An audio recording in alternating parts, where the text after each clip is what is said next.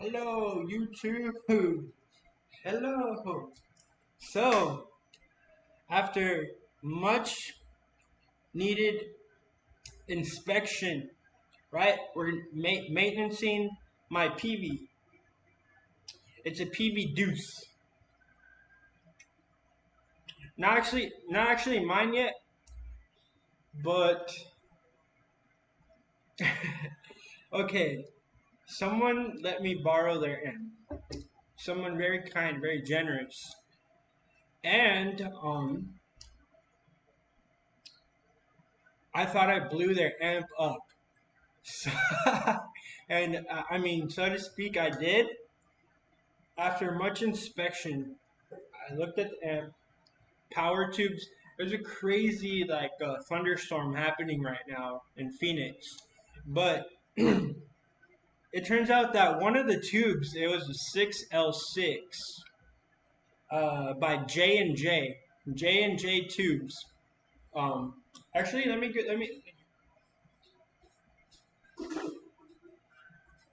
Okay, cool. This is the culprit.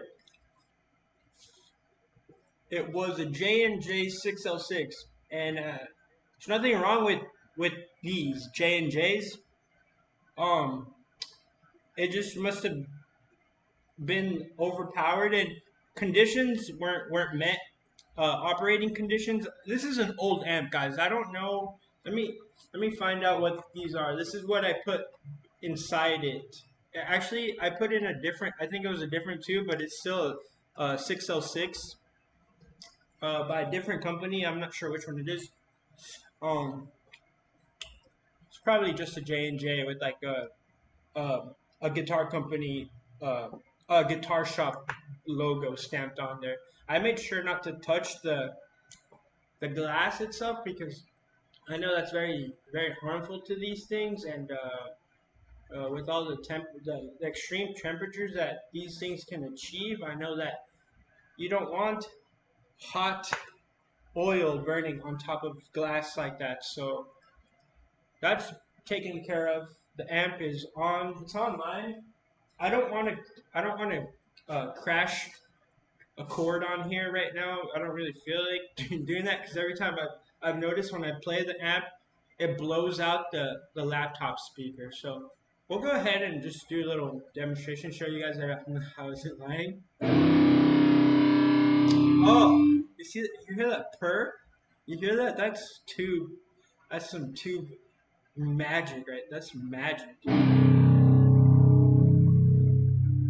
Oh, it sounds so good from the Slovak Republic. I love it. Sounds amazing.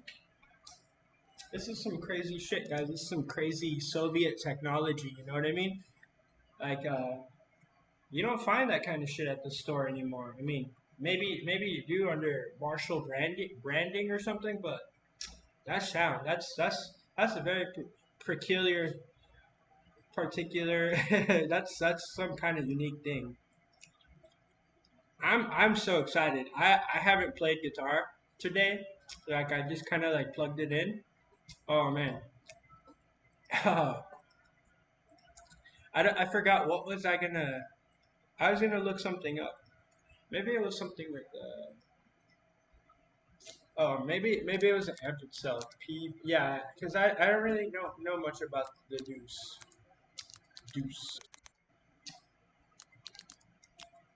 I don't even know the wattage, but it's from 1980s. Very particular. It's an 120 watt amplifier. Damn. No wonder this thing. I keep it turned up. I don't really go past 4 or 5. Maybe when I'm really excited, I hit the 5, 6. That's my cutoff. This thing blows my face off. Like literally. There's two. I think it's two 12-inch speakers. I'm pretty sure those are original 1980s 12-inch speakers. I'm blessed to just be like in the presence of that and just to have a little demonstration before we find out who the owner of the amp is. I'm so excited to have that. Yeah. Mm. And 212 watt, 140. It comes in in a tweed. That's incredible. Mine. I don't have the tweed. I have the Tolex version. Tweed is it looks bitchin'. Damn. Wow. Well, that's pretty much all I want to share. We're back online. We're not ready to make videos just yet because I have a problem with clipping. But I'm looking into it, guys. I'm looking into it. I don't know if we're doing USB. USB would be the easiest, quickest way for me to get back online with like recording instruments because I could just plug into my laptop. My laptop has two USB ports and it has like a USB-C port that I'm using right now. Let me show you guys. This is cool. I bought this on the online, and it plugs into the USB-C thing. And I have two USB hubs there, extra USB-C port, and then we got like another port for USB and photo and video media sticks shit right there. So it's really cool. Kind of makes my experience here wholesome. Um, right now, I'm just plugging my headphones into it and like have this. Let me plug this back in. It's crazy. You don't need all this extra shit. I used to think like, wow, you need so much shit to record music, right? I'm on a laptop, guys. It's a cool laptop. You know, I'm very lucky to have a computer of this caliber. But you could just say it's a MacBook. Maybe you could tell it's not a MacBook because of the camera quality, but it's not a it's not a MacBook, but it's a 15-inch. And we got my mouse back on. This is essential for making videos, and so is a mouse pad. Mouse pad's good. It's essential. You know, it's the cooler you feel, the better you play. That's my motto. Um, feeling pretty cool right now. But yeah, so yeah, we're back online with the USB hub. Maybe it's because okay.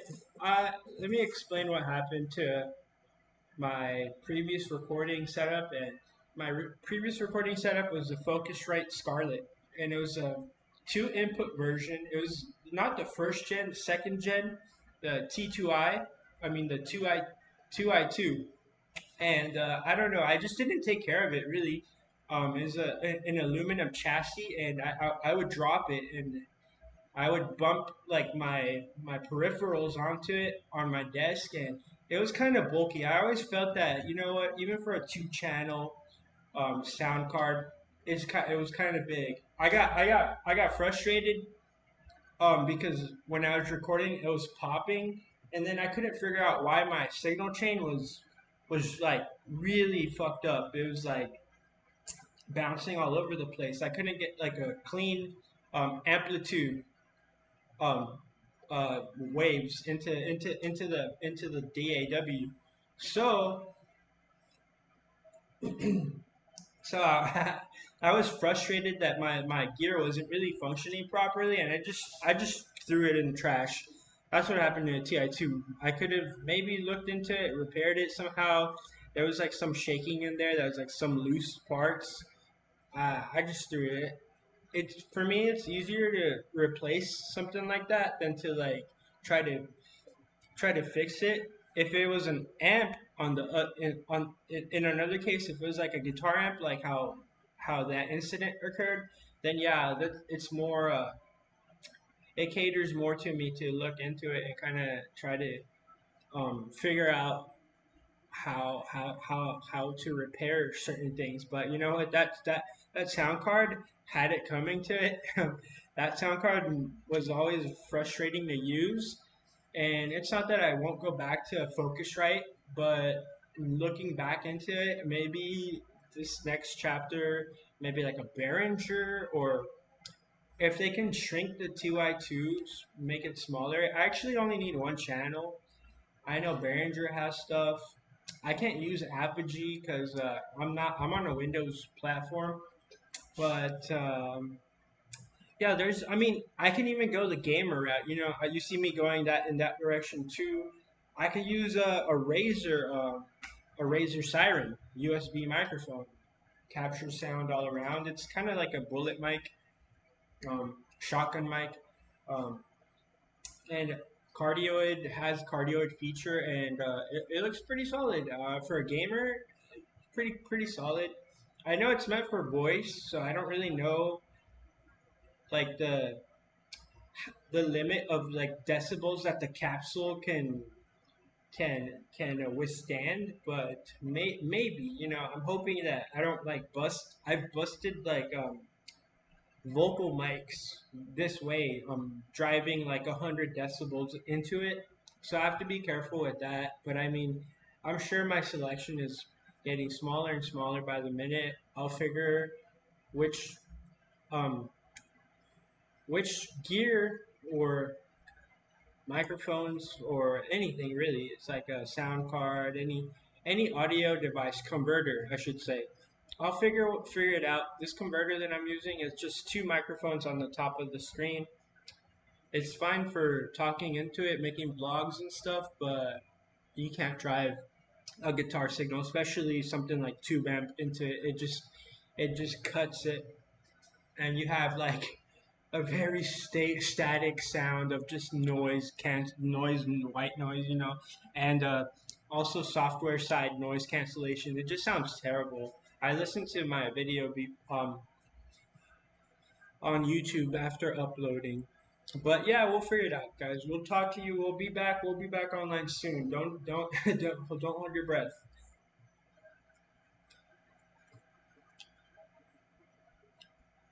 And did I plug in my mouse?